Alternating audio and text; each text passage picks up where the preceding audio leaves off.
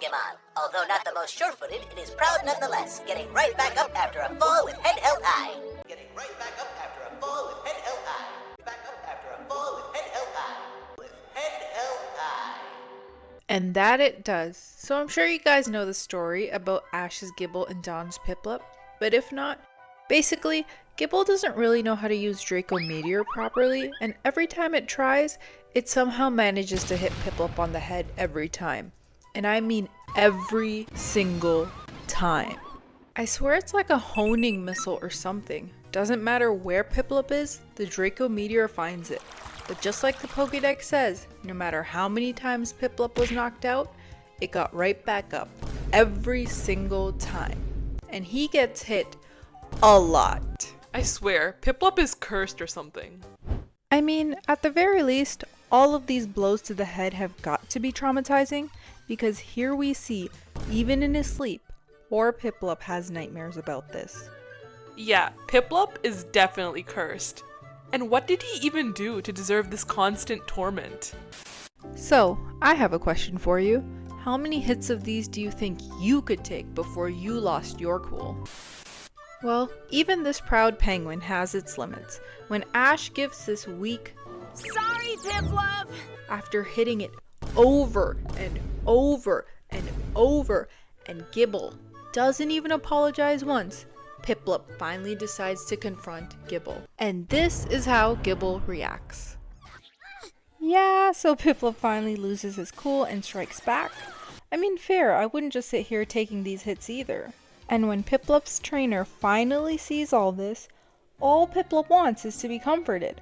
But instead of worrying about her own Pokemon, who's probably suffered some serious damage after all these blows to the head, by the way, look at Dawn. We all know you weren't trying to be mean, Gibble.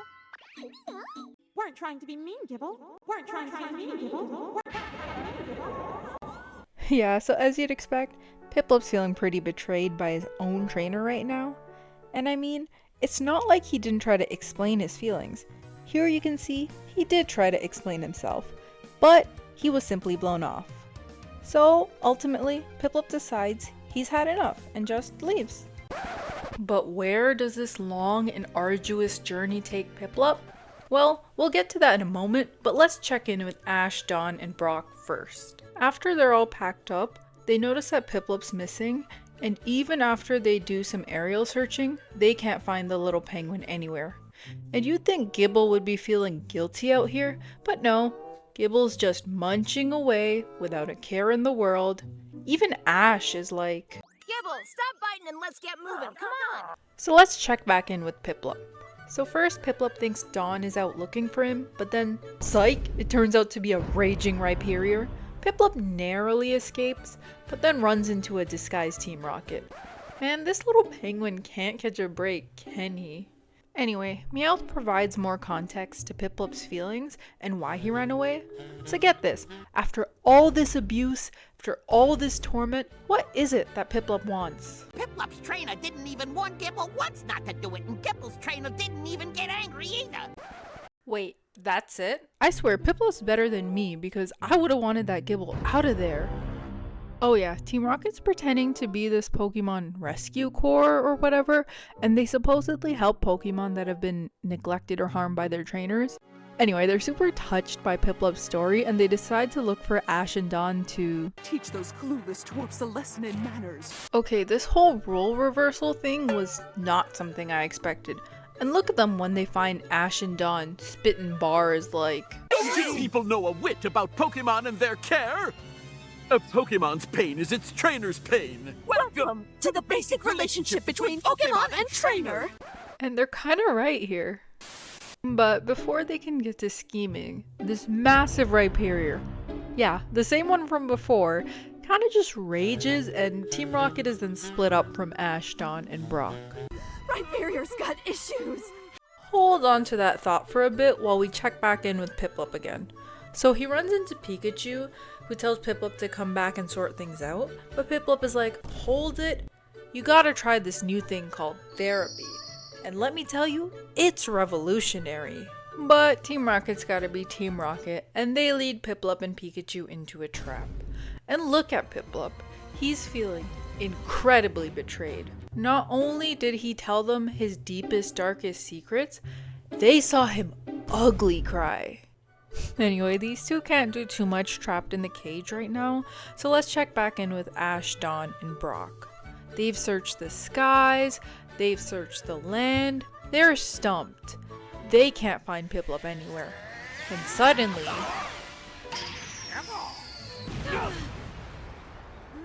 No way. Yes way! I'll bet that Draco Meteor found Piplup. And Brock was absolutely right. They find their Pokemon and this bogus rescue corps. Pokemon Rescue Corps, my foot. Man, I love the way kids' TV censors swear words. It's really funny. But anyway, Team Rocket blasts off and Dawn and Piplup finally make up. And look at him. He's okay now. All he wanted was a genuine apology and a hug. So this is all super sweet and everything, but things aren't quite good yet, because you remember that Rhyperior from earlier? You know, the one that Jessie said had issues? Yeah, it's back, but before it can attack them, they're really trying to plead with it, but then suddenly... Rhyperior! I'm so sorry, Rhyperior. I was wrong. Yeah, so it turns out that this Titan ran away from home because it felt neglected by its trainer too. Bruh. But anyway, these guys make up too, and everyone lives happily ever after.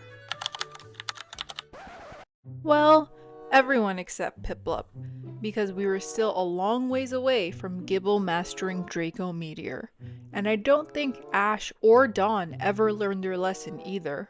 Like one day, several episodes into the future when they encounter another Piplup and Dawn can't tell which one's hers, what solution do you think they come up with? Alright, Gibble. Draco Meteor.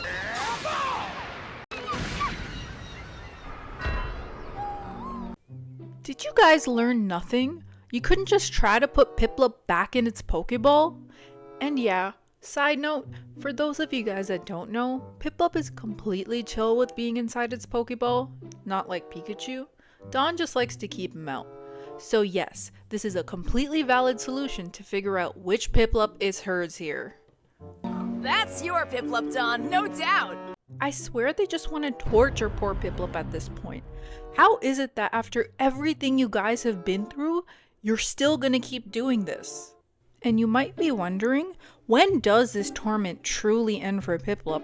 When does Gible finally master Draco Meteor? Well, not until roughly 20 episodes later, where Ash is battling in the Sinnoh League.